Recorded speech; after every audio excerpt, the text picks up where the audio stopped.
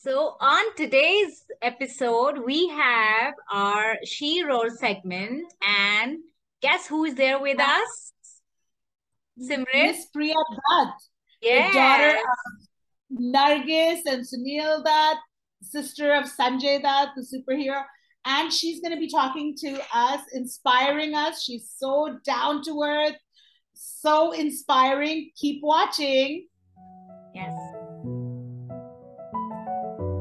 Hi, everyone. Welcome to TalktousToday. I'm Namita. And I'm Simrit. Today on Talk to Us Today, we have our segment, She Roars. The segment of She Roars. Yes, absolutely. It's very dear to our hearts.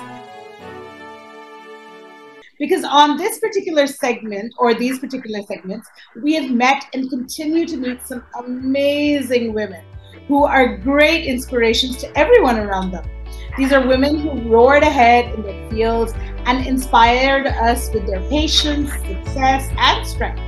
And today, on Talk to Us Today, we'll be speaking with someone who we've been trying to get a hold of for a very long time, Miss Priya Dutt. Yes. Many of us know Priya is the daughter of the legendary Srimati Nargis and SheRoars Simrit Namita. Priya Dutt is multi-talented and has been a member of parliament for 2 terms. She was a member of parliament for 2 terms. She's a trustee of the Nargis Dutt Foundation, a social activist, along with being a full-time mom and a wife, and an entrepreneur. As a member of parliament for 2 terms, she played a very important role in uplifting the needs of the poor, empowering women, and improving health for her, not just her constituency, but more, like beyond that.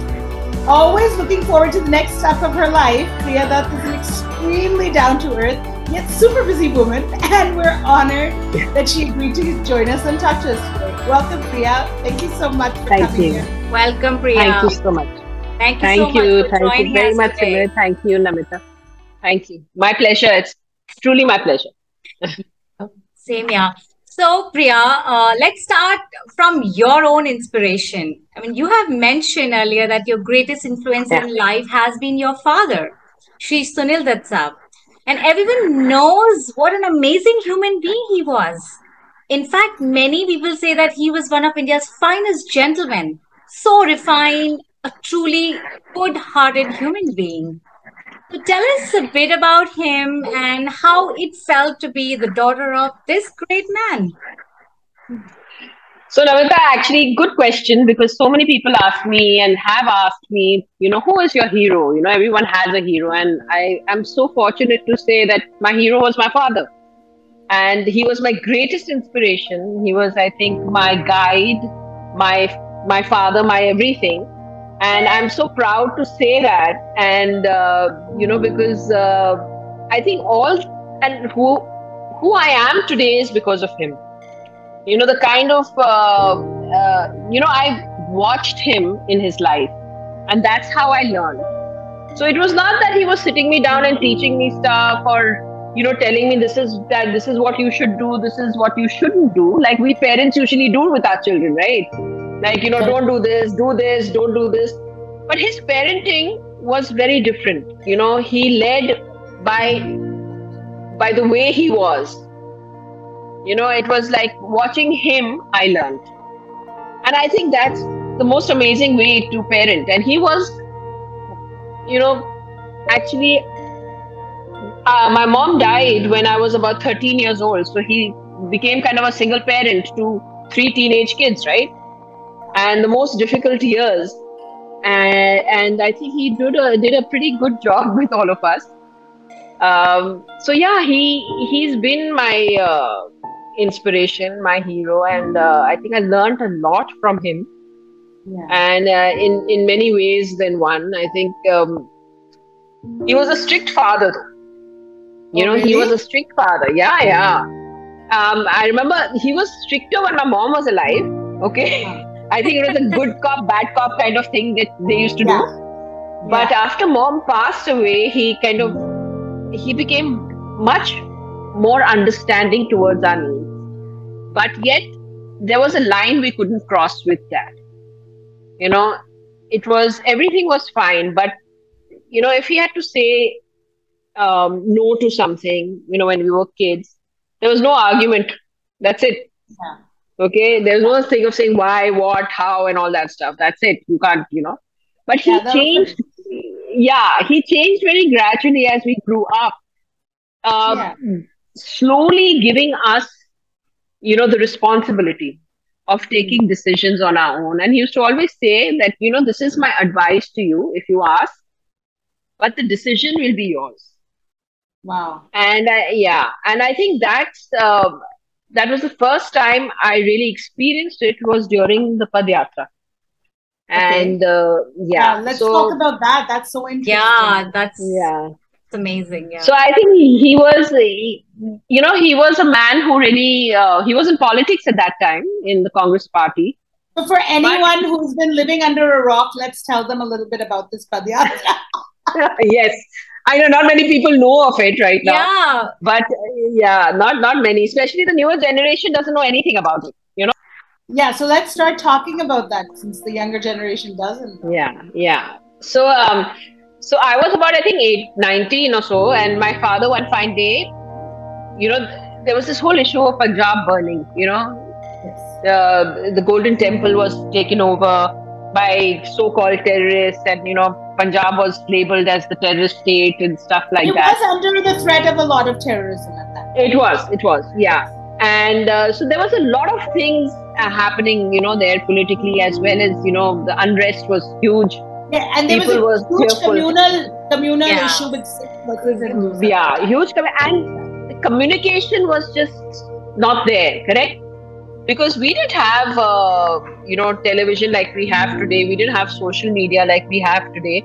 So there was nothing. I mean, there was just what we could read in the papers or like magazine mein pad liya ke Punjab mein kya ho raha hai. So the country was disconnected. Correct. There was really no connect to that. So my father was, a great patriot and always believed in the Gandhian way and said, you know what, yeah, I'm going to go and walk from Mumbai to Punjab.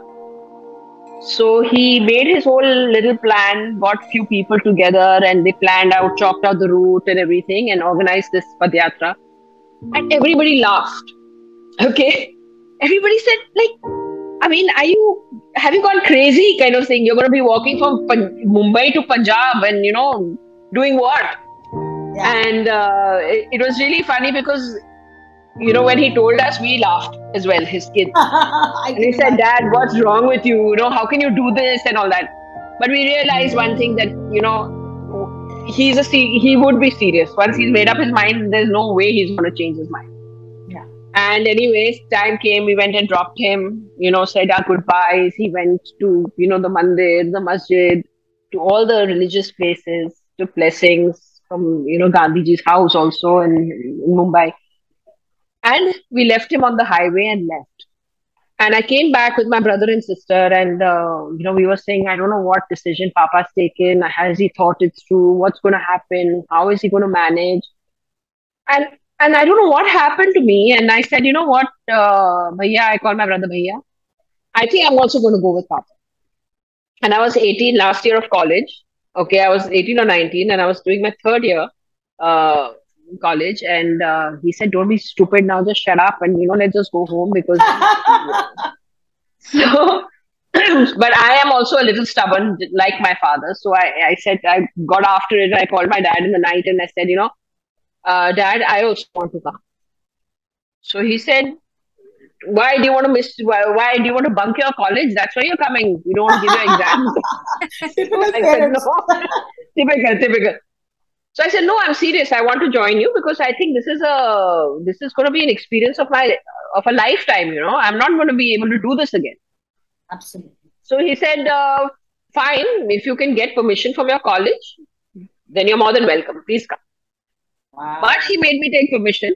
I had to go to college, take permission from my principal, from my teachers, had to miss 1 year. Okay. And he also said, you miss this year, you'll have to come back and give your exam. You'll have to go repeat that year again. I said, fair enough, I'll do it. So next day I joined him in Bhiwandi. That's about an hour from Mumbai, hour and a half from Mumbai. And he sat me down and he told me that, Priya, see, this guy sitting here is a journalist. So now if you say that you're going to be coming with me, there's no turning back from here. Wow. Like halfway you say, no, no, no, I'm tired and all, I can't take this anymore. Please, I'm going back home. So he It said, can't so be a that teenage commitment, whim. yeah, It yeah. So can't I be a said, teenage whim. so that was another lesson I learned, right? Commitment. So Correct. when you say something, you must be committed to that. You must be able to see it through. And uh, and that's where that journey of the Padyatra started. And it was a 78-day journey from here to Amritsar, which was about 2,800 kilometers. And all by And foot. all by foot with a small group of people. It was, I think, 15 of us to begin with. And and it was so well planned because we had nothing, right? It was on a shoestring budget because there was nothing, and it was completely non-political. So Yes. we had people from different walks of life also joining us, who were interested. But we had a capacity of 20 people whom we could feed and do things, so we couldn't take more. And we all were assigned our duties. I was the person in charge of food and medicine for everyone. Somebody Wow. was assigned for the route. Then the others were assigned for the stay who could communicate. And we used to get like circuit houses. किसी का छोटा सा guest house है. You know that went on in the journey, and we had a truck behind with a cook and groceries Wow. who used to go ahead and cook khana for us, which was vegetarian dal, roti, sabzi, and that's how our journey went on. And it was beautiful because we Wow. passed through all the states, and it was a small group which kept walking, and it was like a one point agenda. You Yeah. know, then we'll see what happens. We are not bothered about ये कोई आ रहा है वो अपने बारे में कुछ लिख रहा है कि नहीं, Yeah. because No, people it didn't was, take it seriously. yeah, and it was such a selfless act, right? I Yeah. mean, Yeah, imagine there's no political agenda. And yeah, we know times have changed and even at that time, there were ways of making everything a political. Here he of was course. a Yeah, politician, but he walked irrespective of who was supporting. And yeah, actually, truthfully, it was a single man's wish, right? Because nobody really completely, did completely. support him. Nobody. And Yeah, then he made this walk through a very dangerous state at the moment, at that time. yeah, And, yeah. and he got It nothing was but actually love. And he got nothing but love. nothing but love. And it was so overwhelming for us because, for me especially, because I was this 18-year-old girl living in a bubble, and my Yes. whole world was my Mumbai, and my whole world was my college, my friends, and I didn't really know anything beyond that. But Wow. this opened my eyes to so many things of what our Yeah. country really is, what the people are. And you won't believe it, as we were walking through and we were walking on the highway, so nobody knew who was this man walking. That was the best part. So those areas were so cut off. They used to not see movies or anything. Oh, And wow. can you imagine? They didn't know कि आज के जमाने में तो ना, if somebody like is walking, the news will spread and people will come to know, and there's a lot of stuff happening. But that time nobody knew who was walking. Then word of mouth spread कि एक आदमी चल रहा है सद्भावना के लिए, for peace. Okay, but who is walking? Nobody knew, and these instances happened. Phenomenal. Wow. Can you imagine? Imagine We doing are this. we are walking, and but some guys have come with car and all. कि एक आदमी शांति के लिए चल रहा है, हम उनको हार देने आए हैं. And they were finding कि कौन चल रहा है. No, but it's so wonderful, like to have anonymity in that as well, because he Yes, didn't I have think that. it's He humbling. wasn't. It Yeah, was, it's yeah, very humbling. and it's very humbling, and I think it was beautiful, because that when people genuinely come to see your work of what your beliefs are and why are you doing this, not to see an actor or to see a famous personality, they're Right, actually right. coming for what you're really your purpose is. I Yeah. think that makes the biggest difference in your accomplishing what you're really going out to do. And Yeah. I've read about it, and he got like so much love from Punjab for this as Oh well. yeah. The people who were the so-called terrorists, if I remember reading, and you went there as well, and they actually shed tears on his feet. They were like, you believe in and us. They watched us, they watched us for a very long time. And before we entered Punjab, we started getting a lot of threatening letters that don't enter Punjab, we'll kill you. I don't know what agenda. They were trying to figure out why is this man coming. Yeah. We used to get a lot of, threat letters and stuff like that. And we used to call it love letters. And we used to try and not say much to my dad because his was like a 1 point and his focus should be just to walk, meet people and we had to take care of the rest.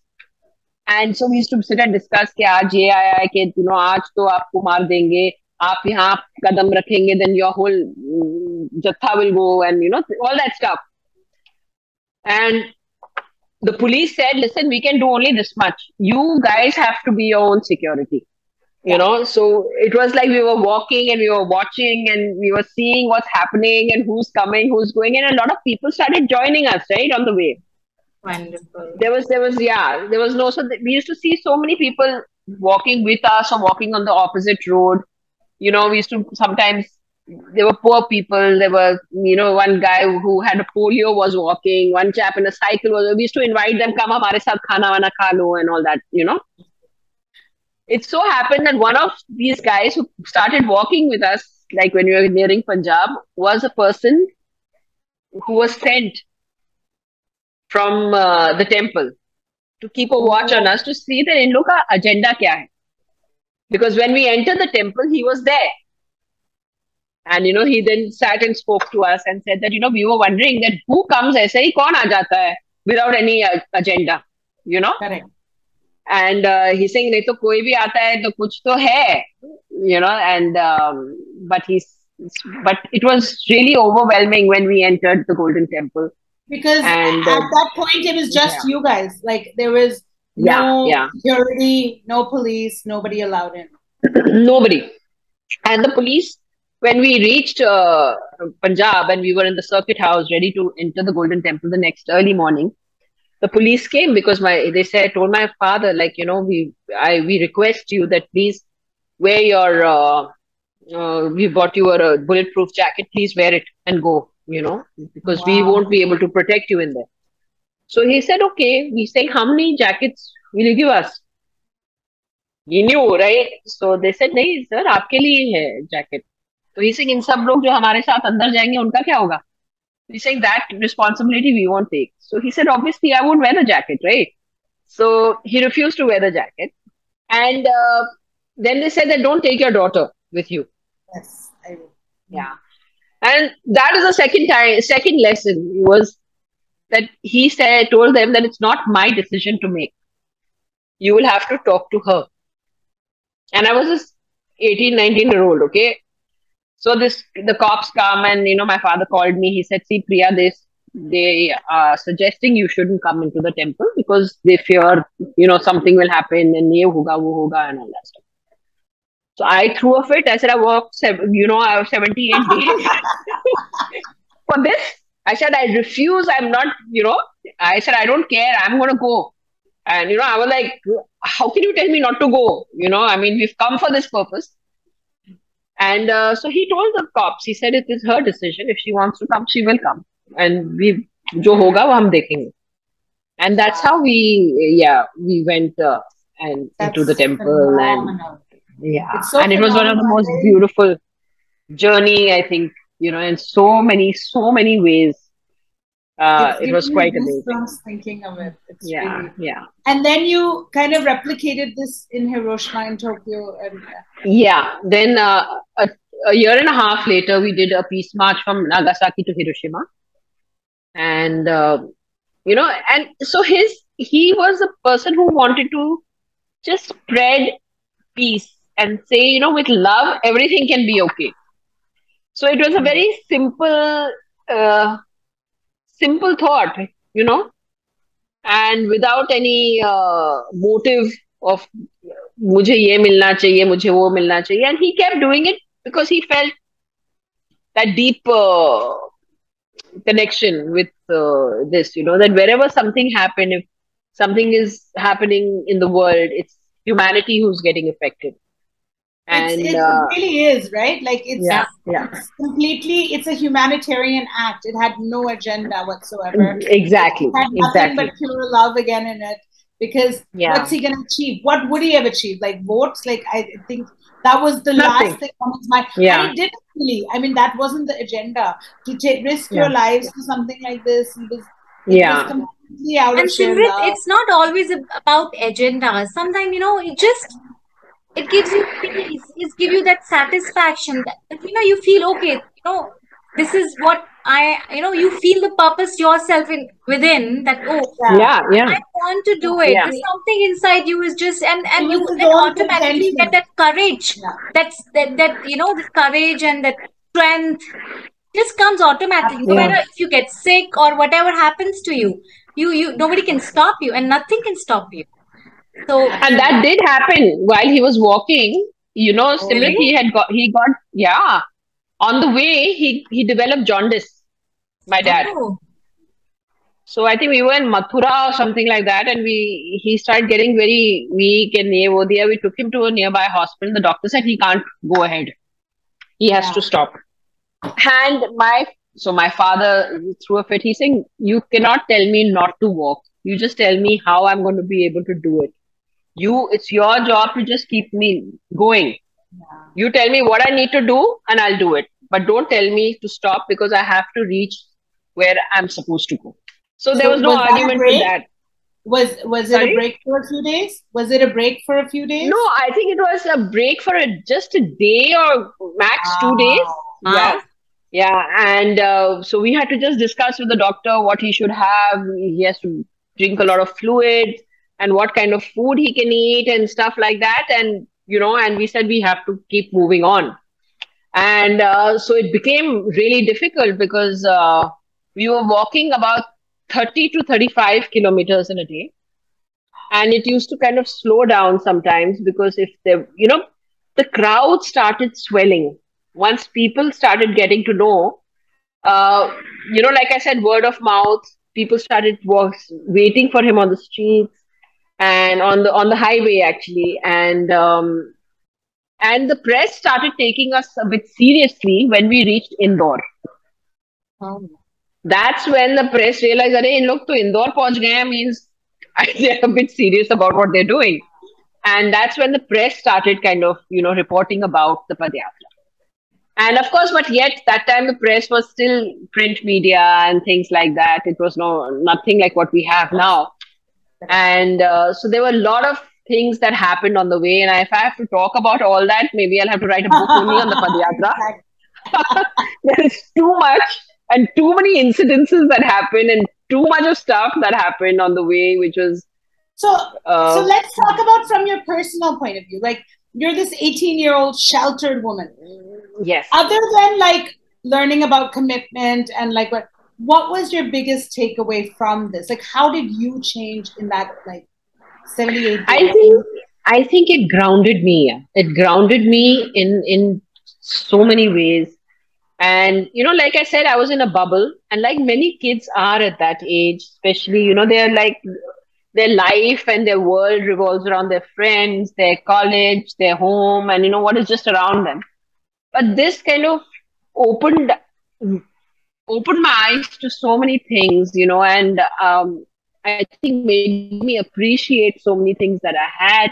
And I think that's also where um, I felt the need of giving back, and why can't we do things? Why can't I started questioning things, that like say for instance, there is so much poverty here. I see the belt. We were passing in Madhya Yeah. Pradesh through the tribal belt, and I used to see the lives of those people working on those farms as laborers. And I'm like, why is this happening? Why are we not being able to do anything? It was that thing of wanting to do so much. And I mean, maybe this is not, I'm not meaning it in blasphemic way in any way, but yeah, that's how Buddha got his enlightenment, right? He saw the yeah, suffering around. yes, exactly, yeah, You saw the Exactly, suffering. exactly. And our kids and us, I mean, you could Yeah. work for NGOs and stuff. What you saw on that road as an 18-year-old, I don't Yes. think Yeah. most people in And India have. I'll tell you, it was the way you saw India was it was beautiful. And people may not have, when you passed through the villages, it was not that they had so much money and they had anything, but whatever they had, they came and they offered it to us as gifts or as food. किसी का farm था तो वो वहां से he used to be getting grapes for us to eat because we were walking. Somebody was bringing us water, somebody was bringing us chai. So it became like as if they all were part of our this very big family, and they were supporting this family to go on moving ahead. I know that was the feeling, and it was beautiful. It was just and it gave us so much of strength. It was not easy to walk, in every day, and the pace was fast, and we had to, my father was distributing sweets to people. We had to carry the bags of sweets with us. We had to see what's happening around. It was so many things happening at one time, but it gave us some sort of energy. This whole thing, it was Wow. quite amazing. Yeah. And Beautiful. another thing I want to say, I was the only girl. Really? Yes. So Yeah. how did that Really? change you? No, Yeah. it can't be. So yeah, so I was the only girl in this on this march, right? Because I came last minute, and I was of course pampered by everybody who was there because you Of know course. yeah. And my father, and so they used to name me Florence Nightingale because I had to check Aw. everybody in the morning. Sabke haath mein vitamins. I used to be cleaning their wounds because people were getting blisters and they were getting, chalte chalte किसी का blister हो गया, किसी का ये हो गया. So I was the one doing the dressing, cleaning, all that stuff, then checking that everybody's eating khana properly. So that was the name I was given in this. Aw. So it was That's lovely. so It was nice. beautiful. Yeah. That's great. I didn't know you were the only girl. I Yeah. didn't. Yeah. Yeah. And beach mein, then few people join in and they used to come for a bit and leave, come for a bit and leave, that kind of Yeah. thing. Yeah. Great, great. Okay. Whatever Priya Dutt told about the Padayatra, it was so inspiring, Priya. And honestly, I really read about it. I went online and I've gone to those articles and wow, this was amazing. And when I was talking to everybody, it's like, did you hear about Padayatra that Sunil Dutt Savage? Like, no, but we should go and read about it. You know, Yeah. so Yeah, not many people. Yes, so and there's not that much written, so this is wonderful. I mean, yeah. hearing what you had to say, thank you so much for that.